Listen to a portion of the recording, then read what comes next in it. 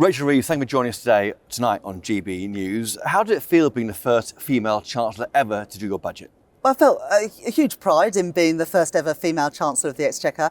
This role has existed now for 800 years and never a woman has done it. And to stand there at dispatch box and I hope send a signal to young women and girls that there should be no ceiling on their ambitions. To smash that glass ceiling, yeah, it's a big deal and I'm proud to have done it. And that's the limit on your ambition, or is there one more job you want in government, the bigger job? I've always wanted to be Chancellor of the Exchequer, and I think that's everyone knows that. I started my career as an economist at the Bank of England. I worked in the private sector in financial services after that. Yes. This is a job that I've always wanted to do, and it's great to finally be here, even in quite challenging circumstances. Of course, you're coming to GB News viewers 24 hours after the budget. You couldn't meet us or talk to us on the breakfast show today. Some disappointment. You do care about our viewers at GB News, don't you? Yes, and we've done these interviews on many occasions since I've become Chancellor of the Exchequer, and I look forward to many more. Your manifesto says you won't increase tax on working people, and that's why you're not going to increase national insurance. You just hiked it by up to £25 billion. How can voters trust you? Well, we were clear in our manifesto that the key taxes that working people pay, income tax, national insurance and VAT, we wouldn't increase, and we haven't increased income tax on working people, but we have increased income tax on business. Now, I do recognise that will have... Sorry, we have increased national insurance on business, and I do recognise that that will have an impact on people right across the economy. But we faced a situation where there was a big black hole in the public finances, and I made a commitment. The number one commitment was to bring stability back after the chaos and the instability we've experienced the last few years. And that meant having to increase taxes to fill that black hole, to put our public finances back on a firm footing. It's so important to do that. Otherwise, you have what we've had in the last few years, which is volatility in financial markets and playing fast and loose with the public finances. It is in the end working people who pay the price for that. The ABR says that real wages will stall in 2026, 2027 as firms pass on their margins and the cost of high employer NICs.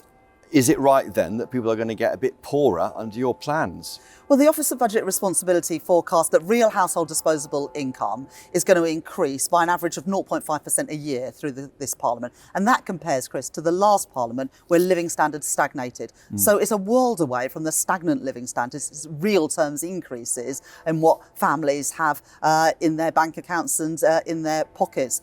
But do I want to go further and faster and better improve the living standards of working people? Absolutely. It's why we hosted just 2 weeks ago the first International Investment Summit of this government, where £63.5 billion of investment by the private sector was unlocked. And that was great news because that will create good jobs, paying decent wages all across the country. And I want to see more of that. Real wages will stall in 2026, 2027. Is the OBR wrong in that case? Well, look, I think the most important measure is the real household disposable income, because that is what people have in their pockets after taxes. And the OBR say that will go up. Do we want to do more to grow the economy and improve living standards? Absolutely. We're less than 4 months into this Labour government. We've made a start. The budget yesterday brings back the economic and fiscal stability that our country has lacked for a long time now. And the forecasts yesterday show that living standards are increasing after the stagnation in the last Parliament. The OBR says you'll only raise 16 billion rather than 25 billion from your increase in national insurance. Does that mean you'll come back again and increase it further? No, that's all factored into the OBR's forecast and indeed our forecasts.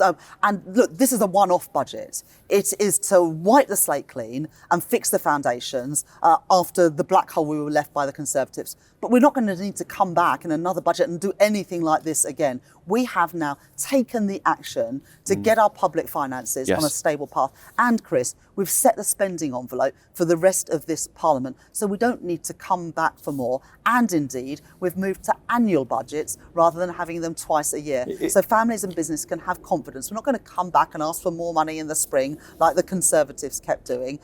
We have now set the budgets for public spending for this Parliament. If employer NICs are passed on to employees, then that will be paid for by staff in the private sector. But the public sector won't pay the same charge, will they? Are you pitting one class of worker against another one? Well, look, it's up to businesses in the end how they pass on the national insurance increase. Productivity gains, efficiency gains, slightly lower profits. It may mean in some workplaces a slightly lower wage growth. But the Office of Budget Responsibility, when they look at the package as a whole, say that real household disposable incomes are going to start rising again after the stagnation that we saw in the last Parliament. And let me just also say this, because for the smallest businesses, 865,000 smallest businesses in our country, they will pay no national insurance contributions because we've made a carve out to ensure that they are not affected by these changes, and indeed will pay less, no national insurance. Using the internet without a VPN is a bit like taking to the road without car insurance. All it takes is one unlucky moment to cost you a lot of cash. We want to help protect you. This video's sponsor, Private Internet Access, is the VPN to help keep you safe. Now you might be asking, what is a VPN? Well, a virtual private network is an app that hides your IP address and safeguards your internet connection through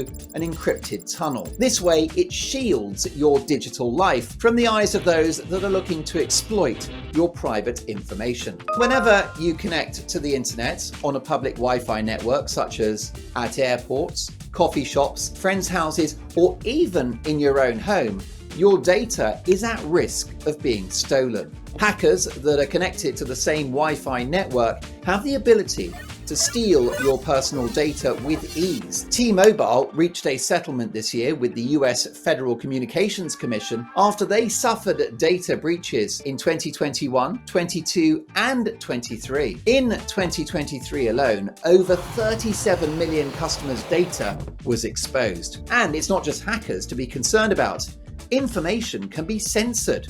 When Canada passed their C-18 bill, social media giants decided to ban news content on their platforms. But PIA can protect your ability to consume the news content that you love. Private Internet Access is available for all platforms: Windows, macOS, Android, Linux, iOS, and you can use one Private Internet Access subscription to protect an unlimited number of devices at the same time. Plus, we've got a huge GB News discount. Click the link in this video's description and you'll get 83% off PIA. That is under £2 a month, and you'll get an extra 4 months completely free. There's also a 30-day money-back guarantee. So head to piavpn.com/GB News to start protecting yourself digitally today. Are you worried about mortgages going up? The OBR also says they'll go up higher than under the forecast of the Tory party in March. Well, what the OBR say is that interest rates will come down during the course of this Parliament. Now, those are decisions for the Independent Bank of England, and I used to be an economist there. I'm not going to second guess their decisions. It's right that they make those independent decisions. They're going to 4.5%. Interest rates, they're going up, aren't they, in the document, in the OBR? No, over the course of the forecast, they fall, interest rates. But look, those are decisions for the Independent Bank of England. Yes. I respect those independent economic institutions who hold our feet to the fire and make sure that we have good economic policy making when they are properly respected. I have some quick questions here from viewers and listeners. Ken asks, can you list what goes into the £22 billion black hole? We know 9.5 billion is accounted for by the OBR. What's the rest of it?